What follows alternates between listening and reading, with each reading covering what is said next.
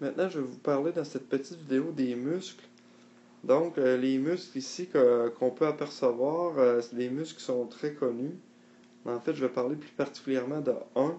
C'est celui-là qu'on aperçoit juste ici.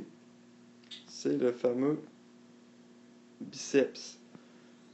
Donc, la partie renflée d'un muscle, vous avez ça dans vos notes, la partie qui va gonfler, qu'on voit très bien, on appelle ça le ventre. Donc, c'est la partie qui gonfle, qui est plutôt au centre. Donc, de là à là, si on veut, là, le muscle lui-même, on appelle ça le ventre.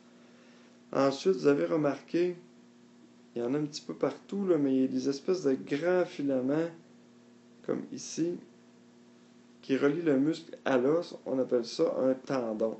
Donc, muscle, os, tendon, os, ligament. Faut pas se tromper.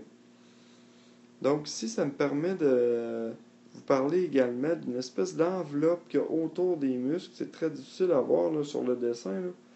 Mais encore une fois, c'est une espèce de saran wrap qui entoure le muscle, qui l'isole des autres. Une espèce de membrane anti-frottement en même temps, là, pour pas que les muscles se frottent les uns sur les autres. Donc cette membrane-là, c'est épimysium. Si vous cherchez un peu sur Internet, vous allez trouver plusieurs synonymes, là, mais dans nos notes, on appelle ça épimysium. Alors, pour l'action des muscles en tant que tels, les muscles, la particularité qu'ils ont, c'est qu'ils sont capables de se rapprocher, de se contracter. En fait, j'ai dit qu'ils se rapprochaient, là, mais en fait, c'est qu'ils se raccourcissent. Et par le fait même, ils vont rapprocher deux ou plusieurs os les uns des autres. C'est ce qui va induire le mouvement. Donc, un exemple, ici, je vais prendre une flèche bleue. Le muscle biceps qu'on voit ici va se contracter, donc il se rapetisse.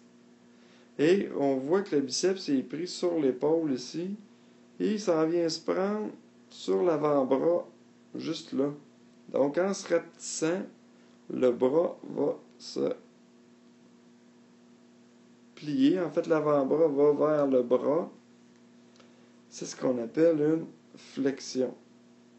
Donc c'est un mouvement qui est très connu.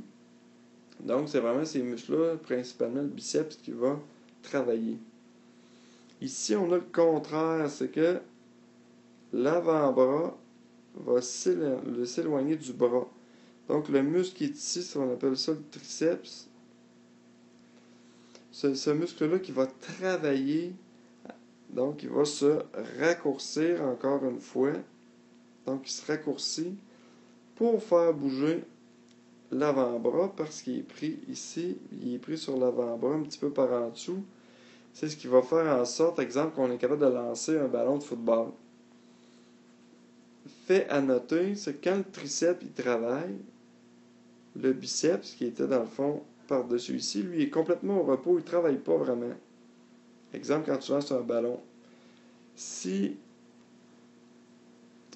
on prend l'exemple justement là, de n'importe quel sport qui nécessite un lancer, comme le baseball, le football, on appelle ça une extension.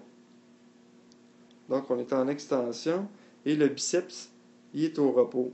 Tandis que quand on parlait de la flexion tantôt, c'est le biceps qui travaille et le triceps est au repos. Donc, c'est ce qu'on appelle deux muscles antagonistes. Quand il y en a un qui travaille, l'autre il s'étire, si vous voulez, donc il est considéré comme étant au repos. Les autres mouvements possibles ici, on en a plusieurs. On va avoir trois. Donc ici, on voit les grands muscles. Ici, là, les noms, c'est pas vraiment important dans le cadre du cours, là, qui vont faire en sorte que le bras, en fait, tout le membre supérieur, va se rapprocher du corps. C'est ce qu'on appelle une adduction. Donc, quand le membre se rapproche du corps, c'est adduction. Donc, ici, on voit le muscle deltoïde, là, qui n'est pas à savoir, là, mais c'est juste important de savoir que ici, c'est un muscle qui va travailler à l'éloignement du membre supérieur. Donc, vu qu'on s'éloigne du corps, on appelle ça une abduction. Attention à l'orthographe, c'est pas évident. Donc, abduction, c'est quand ça s'éloigne du corps. Finalement, un qui est plus facile, c'est évidemment la rotation. Donc ici, on a l'avant-bras qui est en rotation. On a également l'épaule qui peut effectuer des rotations, la hanche, peu importe. Donc c'est quand on est capable de tourner notre membre, tout simplement. Là, je pense que c'est celui-là le plus facile. Donc en résumé, flexion, extension, adduction, abduction et finalement la rotation.